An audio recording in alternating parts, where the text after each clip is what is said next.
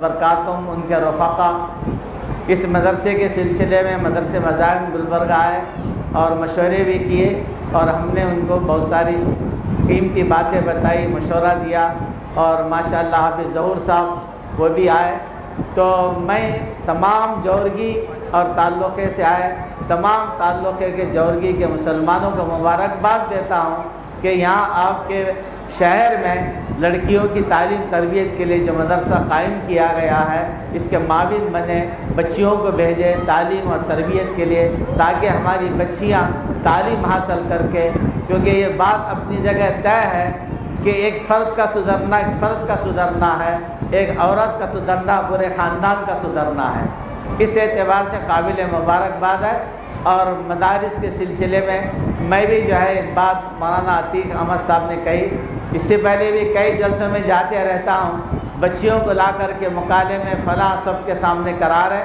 مولانا تھانوی رحمۃ اللہ علیہ نے فرمایا دین کے کام کو بے دینی کا راستہ اختیار نہیں کرنی چاہیے، دین کے کام کے لیے کوئی بھی بے دینی کا طریقہ اختیار نہیں کرنی چاہیے، دین کے کام کو دین کی روشنی میں ہونی چاہیے۔ تو مدرسے کے لیے ماشاءاللہ آپ معاون ہیں اور مدرسے کو ترقی دے، مالی اعتبار سے بھی تعاون فرمائیں، کرائے کی عمارت میں ہے تو مدرسے کے لیے زمین بھی ہو جائے، تعمیر بھی ہو جائے، پورے بچیاں جورگی تعلقے سے شہر کے بچیاں پڑھے اور پڑھ کر کے علم دین حاصل کریں۔ میں جو آیت سورہ انبیاء کی پڑھی ہے اس سلسلے میں چند باتیں عرض کرنا چاہتا ہوں کہ اللہ رب العالمین نے اپنے سلسلے میں بات فرمائی الحمدللہ رب العالمین، تمام تعریفیں جو ہے سارے جہانوں کا خالق و مالک ہے، پالن ہار ہے، صرف اللہ رب العالمین کے لیے ہے۔ اللہ نے وہاں عالمین فرمایا اور سارے جہانوں کا وہ رب ہے اور جو ہے تعریفیں اس کے لیے اللہ نے اپنے حبیب کے سلسلے میں فرمایا وما ارسلناک الا رحمۃ للعالمین، اللہ نے آپ کو عالموں کے لیے رحمت بنا کر بھیجا ہے۔ ہماری بہنوں کے علم میں یہ بات آنی چاہیے، میری بہنوں پھر آپ کی آوازیں بہت زیادہ بلند ہوگی، آپ فائدہ اٹھائیے اور دوسروں کو بھی فائدہ اٹھانے کا موقع دیجیے۔ سب سے بڑی کوتاہی یہ ہو رہی ہے کہ ہم اپنی زندگی میں نبی پاک صلی اللہ تعالیٰ علیہ وسلم کی سیرت طیبہ سے جو ہے اپنے آپ کو محروم رکھا ہے، اور مسلمانوں کے لیے ضروری ہے جب تک نبی پاک صلی اللہ علیہ وسلم سے نہیں جڑیں گے، آپ کی سیرت کا تذکرہ بیان اور آپ کا اسوہ ہماری زندگی میں نہیں آئے گا تو ہماری زندگی جو ہے وہ جو ہے ایسی کامیاب زندگی نہیں ہوگی، بلکہ کامیابی کا دار و مدار تو اللہ رب العالمین نے یہ بات بتائی اور قرآن نے اس کا تذکرہ فرمایا قل ان کنتم تحبون اللہ فاتبعونی یحببکم اللہ ویغفر لکم ذنوبکم اللہ غفور رحیم۔ میرے بھائیوں میری بہنوں، بہت سارے لوگ دنیا میں ایسے تھے اور ہیں، یہود و نصارہ اہل کتاب بھی اللہ کی محبت کا دعویٰ کرتے تھے، نبی پر ایمان لے بغیر، اور مسلمانوں میں بہت سارے اللہ کی محبت کا دعویٰ کر لے، نبی کی محبت کا دعویٰ کر لے۔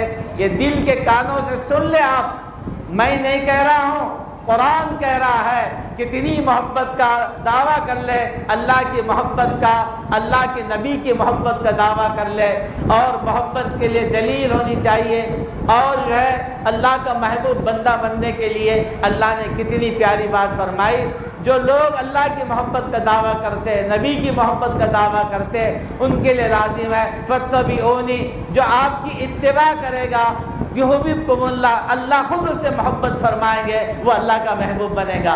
بغیر اتباع کے کچھ ہونے والا نہیں۔ شیطان نے ہم کو الٹا پٹی پڑھا دی کہ ایک مخصوص دن ناچ گا کر کے ڈی جے حرام کام۔ میں یہ عرض کرنا چاہتا ہوں میرے بھائیوں، شریعت نے جو کام حرام ٹھہرایا، حرام ہے، وہ کرنا بالکل گناہ ہے، اس سے بچنی چاہیے۔ لیکن آج بڑا طبقہ، علماء پر بھی ذمہ داری ہے یہ، اور ہم پر بھی ذمہ داری ہے، جو ہے عیسائیوں کا کسی اور کا طریقہ، غیروں کا طریقہ لے کر ایک دن نبی کی یاد میں کیا کیا کر رہے ہیں بتائیے۔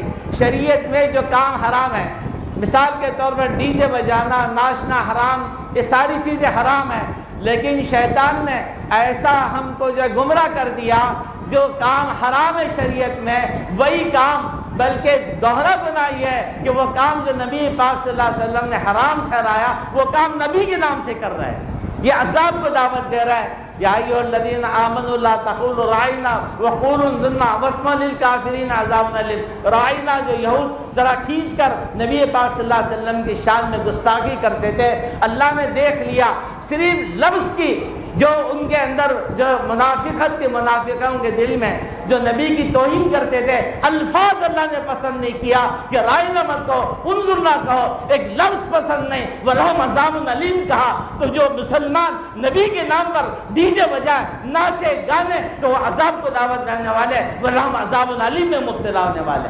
اس کو روکنا پڑے گا ہم سب کو۔ میرے بھائیوں، میری بہنوں، وَمَا أَرْسَلْنَاكَ إِلَّا رَحْمَةً لِلْعَالَمِينَ۔ میں بہنوں کی بات بتانا چاہتا ہوں، میری بہنوں، میرے اور آپ کے آقا صلی اللہ علیہ وسلم دنیا میں تشریف لانے سے پہلے عورتوں کا کوئی مقام نہیں تھا، ان کی کوئی عزت نہیں تھی، ان کے لیے کوئی حقوق نہیں تھے، عورتوں کو جانور سمجھا جاتا تھا، ان کی خرید و فروخت ہو جاتی تھی، اور یہاں تک کہ اس کو نجیس سمجھا جاتا تھا۔ آج بھی بعض ان کے مذاہب کی کتابوں میں عورت کو نجیس سمجھا جاتا، صرف کھلونا سمجھا جاتا، اب سے نفسانی خواہشات کی حوث کے لیے سمجھا جاتا۔ کروڑوں درود و سلام میرے آقا صلی اللہ علیہ وسلم کی خدمت میں، آپ رحمت للعالمین بن کر آئے۔ سب سے پہلے آپ نے جو ہے بیٹی کے لیے آپ نے فرمایا، ایک صحابی عرض کرے یا رسول اللہ کہ جو ہے میں بہت بڑا گناہگار ہوں، کیا میری مغفرت ہو سکتی ہے؟ اللہ میرے کو معاف فرمائیں گے؟ آپ صلی اللہ علیہ وسلم نے فرمایا کیا گناہ کیا بتا؟ اللہ تعالیٰ سارے گناہ معاف فرمائے گا، تو کلمہ پڑھے گا، ایمان لائے گا تو ایمان سارے گناہ کا کفارہ بنے گا، بتاؤ کیا گناہ کیا؟ اس نے کہا یا رسول اللہ میں ایک نہیں، میرے ہاتھ سے 70 معصوم بچوں کو دفنایا ہے، یہ میرا گناہ ہے۔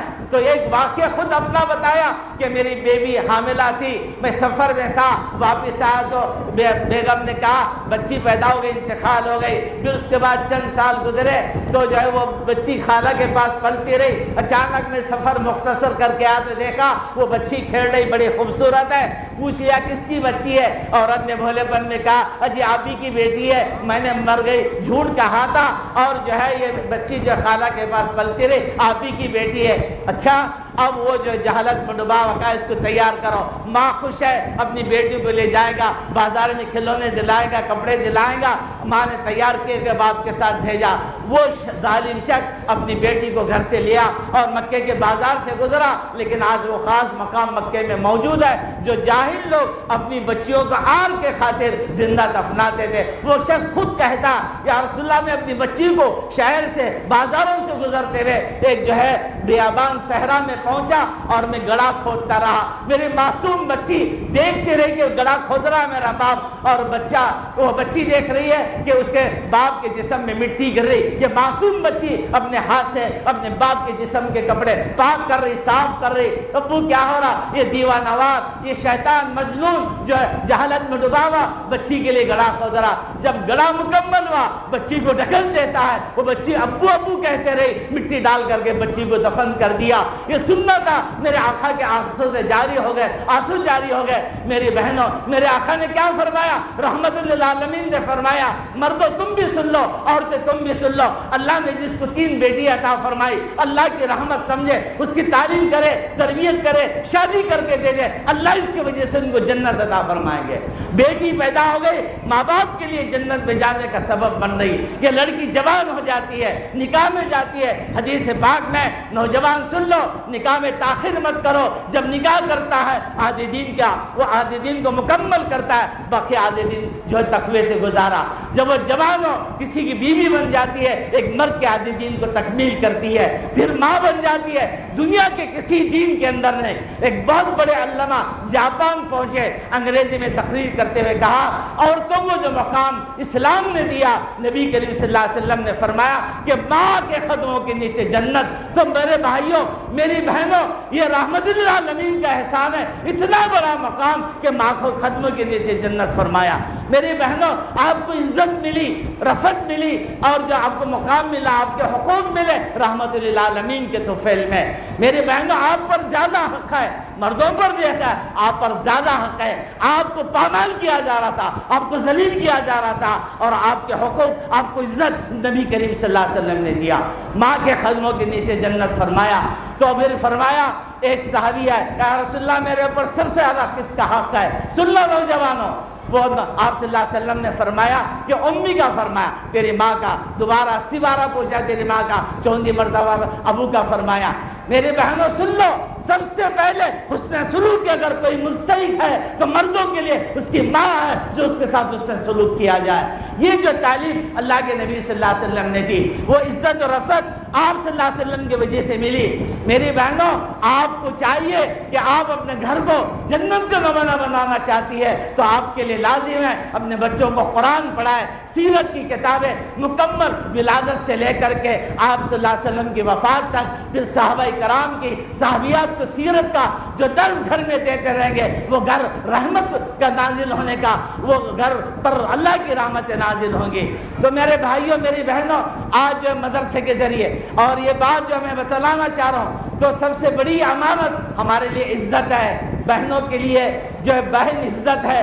آج ہم جو ہے تھوڑے سے دنیا کے لالچ میں آ کر آج ہم جو ہے اپنے بہنوں کی، اپنی بچیوں کی، ان کی عزت عفت کی حفاظت نہیں کر رہے۔ یہ دنیا کے لالچ میں آ کر ایجوکیشن کے نام پر، میں ایجوکیشن کا مخالف نہیں ہوں، ضرور پڑھائیے، ضرور تعلیم دیجیے، لیکن یاد رکھ لیجیے، اس بات کو دل کے کانوں سے سن لیجئے، وہ تعلیم کی ہرگز اجازت نہیں جہاں عزت و عفت کی حفاظت نہ ہو، نہ وہ کالجوں کی تعلیم کی حفاظت اس کی اجازت ہے، نہ کسی اور جگہ کی جگہ۔ سب سے پہلے یہ ہے ہم کان کھول کے سن لیں کہ عزت عفت کی حفاظت کے ساتھ تعلیم حاصل کرے، کالج چلے جائے، ایسے کالج میں، ایسے اسکولوں میں تعلیم حاصل کرے جہاں ہماری ایمان کی حفاظت ہوتی۔ اور دشمن کیا چاہ رہا، ہم جاتے ہیں دلی جاتے ہیں، بنگلور جاتے ہیں، حیدرآباد جاتے ہیں، بڑے بڑے میٹنگوں میں جاتے ہیں، آج دشمن منصوبہ بنایا ہے۔ کیا منصوبہ بنایا؟ کہ مسلمان لڑکیوں کو پٹایا جائے، ان کو گمراہ کیا جائے، ان سے دوستی کی جائے۔ دیکھ لے جاتی ہے، دیکھا جاتا کہ جو عورت جس طرح پڑھتی، یہ بھی سکھایا جا رہا ہے نوجوانوں کو، تم سبحان اللہ بولو، الحمدللہ بولو، بسم اللہ پڑھو، اسلام کی تعریف کرو، یہ کہہ کر کے مسلم لڑکیوں سے جو دوستی سکھائی جا رہی غیروں کی، تمہارا اسلام کتنا اچھا ہے، دوستی میں اسلامی معلومات تم سے لینا چاہ رہا ہوں۔ اس طرح فریب میں مبتلا کیا جا رہا بچیوں کو۔ ارتداد کا جو ہے یہ جو ہے دردناک ایسے مناظر دیکھنے میں آ رہے ہیں۔ اس کی وجہ کیا ہے؟ کہ اس کی وجہ یہی ہے ہم نے دین کو نہیں سمجھا، ایمان کی طاقت کو نہیں سمجھا، ایمان کی قیمت کو نہیں جانا۔ آج ہم اس کے معاملے میں دیوانے ہو کر کے جا رہے ہیں، آج بچیاں ارتداد کی طرف جا رہی۔ میری بچیوں یہ بھی سن لیجیے، آپ جو پٹا رہے، جو لے کے جا رہے، بھگا رہے، ان کا انجام بھی بہت برا ہو رہا، زندہ جلایا جا رہا، کاٹا جا رہا، روڈوں پہ لایا جا رہا۔ یہ وقتیہ چیز ہے میری بہنوں۔ ہمارا ایمان ایسا ہونی چاہیے جیسے صحابیات کا ایمان تھا، جیسے مومنات اور صحابیات اور جو ہے مومنات میں جو پکی مومنات ہے، اس میں ایک واقعہ میں عرض کرتا ہوں۔ میری بہنوں سے میری گزارش ہے کہ میری بہنوں، میں یہ عرض کرتا ہوں، مسلمان مردوں کے لیے، مسلمان عورتوں کے لیے سب سے بڑی دولت ایمان کی دولت ہے، اس سے بڑھ کے کوئی دولت نہیں ہے۔ ساری دنیا ہم ٹھوکر میں لائیں گے لیکن ایمان سب سے بڑی چیز ہے۔ اسی طرح آج جس طرح یہ گمراہ کیا جا رہا ہے، گھر واپسی کے بعد اور ارتداد کی بات سب آ رہی ہے، یہ ایک واقعہ سے ریورس کرتا ہوں۔ مکہ مکرمہ میں بھی یہی ماحول تھا جو آج ہمارے ملک میں نظر آ رہا، چاروں طرف سے حالات ہے، گھیرے جا رہے ہیں، گھر واپسی کی بات ہو رہی، ارتداد کی بات ہو رہی، شرک کی دعوت دی جا رہی، بازار گرم تھا مکے میں بھی ابتدائی زندگی میں۔ ایک تھی وہ ایمان والی جن کو سمیہ کہتے، وہ غلام تھے۔ ابو جہل نے کہا معلوم ہے کہ تمہارے شوہر اور بیٹا اسلام قبول کیا، اے سمیہ تمہارے شوہر اور بیٹے پھر جاؤ پچھلے دین پر، اور ہم تم کو آزاد کرتے ہیں، گھر دیتے ہیں، مال دیتے ہیں۔ سمیہ نے کہا ہم نے کلمہ پڑھ لیا ہے، یہ سب کچھ قربان ہے، حضرت محمد صلی اللہ علیہ وسلم کا دامن اپنے ہاتھ سے چھوڑنے والے نہیں ہے۔ کہا اے سمیہ تمہارا انجام کیا ہونے والا معلوم ہے؟ حضرت سمیہ نے کہا جو بھی انجام ہو جائے لیکن ہم نے محمد رسول اللہ کا کلمہ پڑھ لیا ہے، سب کچھ ہو سکتا ہے، اس ہم دین کو، اس اسلام کو نہیں چھوڑ سکتے۔ 2 اونٹ منگایا، 2 رسی منگائی اور دونوں اونٹ کے ہاتھ میں رسی باندھی اپنے ہاتھ میں۔ سمیہ نے سمجھ گیا کہ میرے 2 پیر میں رسی باندھ کر اونٹ کو اس طرف دوڑائیں گے، میری جسم کے 2 ٹکڑے ہوں گے۔ میری بچیاں، میری بہنیں، ایمان ایسا ہو، اللہ حضرت سمیہ کا ایمان میرے کو بھی آپ کو بھی اس کا ذرہ نصیب فرما دے۔ سمیہ کا جواب سن لو میری بچیاں، کہا ابو جہل تو یہ سمجھتا ہے کہ میرے جسم کے 2 ٹکڑے ہو جائے، میرے جسم کے 70 ٹکڑے ہو جائے، میں نے دل سے لا الہ الا اللہ محمد رسول اللہ پڑھا، سب کچھ قربانی دی جا سکتی ہے لیکن اسلام کو قربانی نہیں دے سکتی، اسلام کو نہیں چھوڑ نہیں سکتی۔ یہ ایسا ایمان ہے میری بچیاں، میری بہنیں، اس طرح ہم جم جائیں گے۔ دنیا کی زندگی کیسے بھی گزرے گی، جھوپڑی میں بھی گزر رہی، محل میں بھی گزر رہی، شیش محل میں بھی گزر رہی۔ قرآن نے صاحب کہا بل تؤثرون الحیات الدنیا والآخرۃ خیر وابقیٰ، ہم تو دنیا کی زندگی کو ترجیح دے رہے، دنیا ناپائد ہے، ختم ہونے والی ہے، والآخرۃ خیر وابقیٰ، اور آخرت باقی رہنے والی پائیدار ہے۔ میری بہنوں، آپ کی کامیابی اور ہم مردوں کی کامیابی صرف اسلام کے اندر ہے، نبی پاک صلی اللہ علیہ وسلم کی تعلیمات میں ہے۔